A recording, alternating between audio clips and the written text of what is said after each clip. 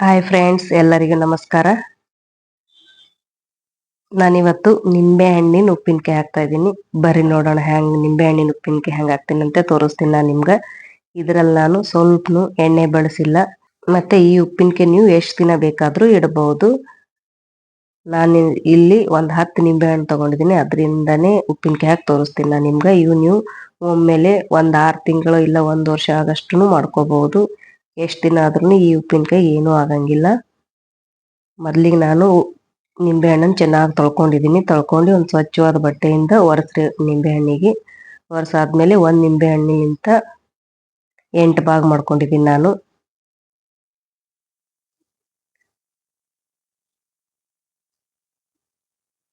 ಈ ತರ ಎಲ್ಲ ನಿಂಬೆ ಹಣ್ಣನ್ನು ಕಟ್ ಮಾಡ್ಕೊಂಡು ಮೊದಲೇ ಅದ್ರ ಬೀಜನ ತೆಗೆದಿದ್ದೀನಿ. ಆಮೇಲೆ ಸ್ವಲ್ಪ ಕೈ ಬರುತ್ತೆ ಬೀಜ ಇದ್ರೆ, ಅದಕ್ಕೆ ನಾನು ಕಟ್ ಮಾಡುವಾಗನೇ ಎಲ್ಲ ಬೀಜವನ್ನು ತೆಗೆದನೆ ಕಟ್ ಮಾಡ್ಕೊಂಡಿದ್ದೀನಿ. ಇದೇ ತರ ಎಲ್ಲ ನಿಂಬೆ ಹಣ್ಣನ್ನು ಕಟ್ ಮಾಡ್ಕೊಳ್ಳೋಣ ಅಂತ.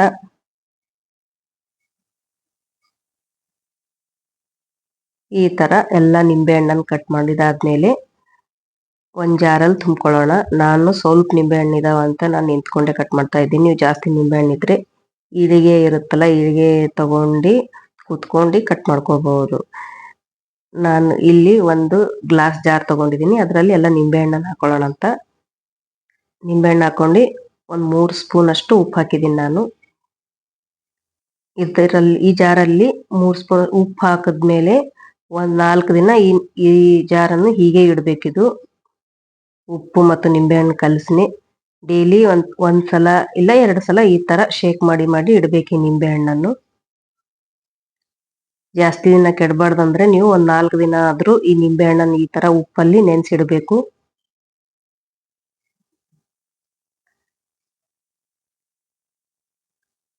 ಡೈಲಿ ಒಂದ್ 2 ಸಲ ಅದನ್ನು ಶೇಕ್ ಮಾಡಿ ಆ ತರ.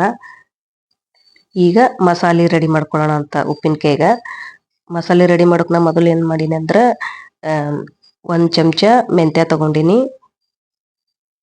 ಮತ್ತ 1 ಚಮಚ ಸಾಸಿವೆ ಕಾಳು ತಗೊಂಡಿನಿ. ಒಂದು ಅರ್ಧ ಚಮಚ ಸೋಪು ತಗೊಂಡಿದ್ದೀನಿ.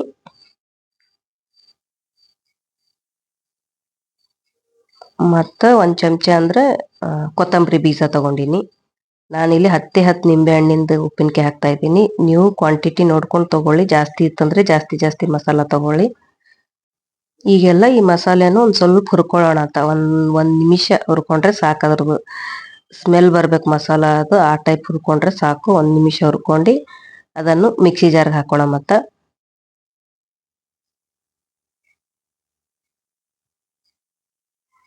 ಈ ತರ ಮಿಕ್ಸಿ ಜಾರ್ಗೆ ಹಾಕೊಂಡು ಮಸಾಲಾನ ಸೈಡಿಗೆ ಇಡಮಿ. ಸೈಡಿಗೆ ಇಟ್ಮೇಲೆ ನಾನೀಗ ಬೆಲ್ಲವನ್ನು ತಗೊಂಡಿದ್ದೀನಿ. ನಾನು 10 ನಿಂಬೆ ಹಣ್ಣಿಗೆ 1 ಬಟ್ಲಷ್ಟು ಬೆಲ್ಲ ತಗೊಂಡಿದ್ದೀನಿ.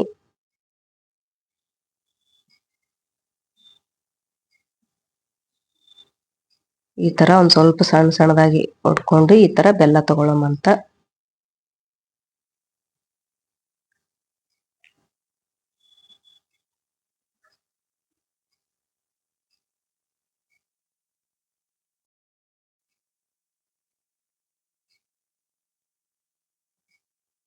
ಈ ಒಂದು ಕಡಾಯಿಯನ್ನು ತಗೊಂಡು ಆ ಕಡಾಯಿಯಲ್ಲಿ ಬೆಲ್ಲ ಹಾಕೊಳ್ಳಮ್ಮಿ. ಹಾಕೊಳ್ಳಾದ್ಮೇಲೆ 2 ಚಮಚದಷ್ಟು ನೀರು ಹಾಕೊಂಡಿದ್ದೀನಿ. ಬೆಲ್ಲ ಮುಳುಗುವಷ್ಟು 2 ಚಮಚ ಅಷ್ಟೇ ನೀರು ಹಾಕೊಂಡಿದ್ದೀನಿ. ಬೆಲ್ಲ ಒಂದು ಕರಗತನ ಒಂದ್ ಸ್ವಲ್ಪ ಬೆಲ್ಲದಲ್ಲಿ ಚಮಚ ಆಡಿಸೋಣ ಅಂತ.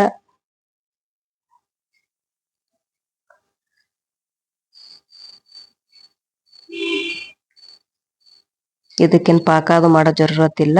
ಬರೀ ಒಂದ್ ಸ್ವಲ್ಪ ಬೆಲ್ಲ ಕರಗತನ ಕೈ ಆಡಿಸಿದ್ರೆ ಸಾಕು.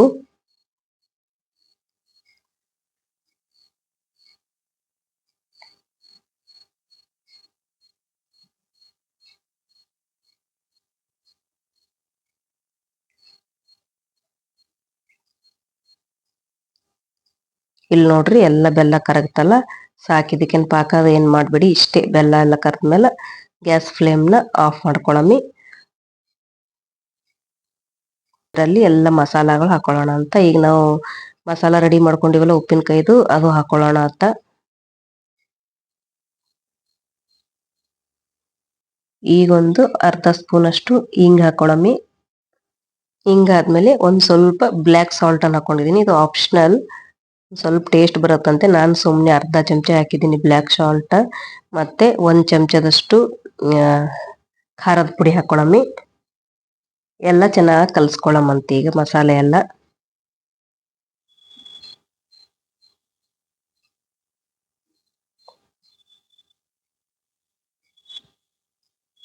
ಈ ತರ ಎಲ್ಲ ಚೆನ್ನಾಗಿ ಮಸಾಲೆ ಕಲ್ಸ್ಕೊಂಡಾದ್ಮೇಲೆ ಇದರಲ್ಲಿ ನಿಂಬೆ ಹಣ್ಣನ್ನು ಹಾಕೊಳ್ಳಮ್ಮಿ.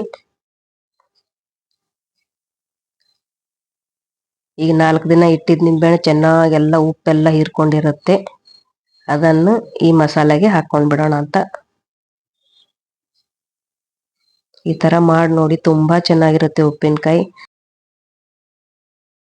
ನೀವು ಅನ್ನ ಸಾಂಬಾರ್ ಜೊತೆ, ಪರೋಟ ಜೊತೆ, ಮತ್ತೆ ಚಪಾತಿ ರೊಟ್ಟಿ ಎಲ್ಲದ್ರ ಜೊತೆ ತಗೋಬಹುದು ಉಪ್ಪಿನಕಾಯಿ.